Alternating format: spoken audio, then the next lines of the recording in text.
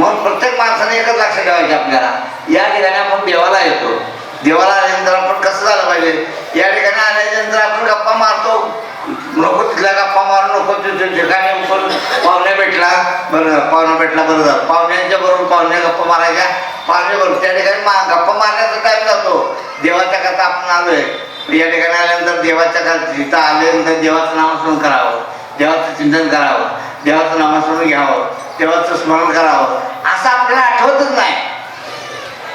आपण या ठिकाणी देवाला येतो म्हणजे शोभा म्हणून येतो, शोभा म्हणून येतो. या ठिकाणी काय कर कुठं झाला महाराजपूरला कशा करता देवाला, बरं देवाला झालं, बरं देवाला जा, काय हरकत नाही. काय केलं तुम्ही त्या ठिकाणी जाऊन, त्या ठिकाणी जाऊन तुम्ही काय केलं, काही केलं नाही, फक्त आरती ऐकली आणि निघून आलो. बाकी प्रसाद घेतला मात्र चिवडा भात आमटीचा, प्रसाद भात आमटीचा मात्र घेतला तर सोडला नाही.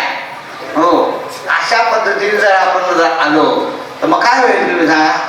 परमेश्वर चर्चा करता आहे का, परमेश्वर अनंताचं कल्याण, अनंताचा अनंत आहे आणि कल्याणाचं कल्याण करणारा असा तो परमेश्वर आहे. असा परमेश्वर असताना सुद्धा आपण सगळ्या लोकांनी शुद्ध जागेवर जर ठेवली तर आपलं बेशुद्ध अवस्था कधीही येणार नाही. मी कायम शुद्धीमध्ये 100% राहणारच आहे.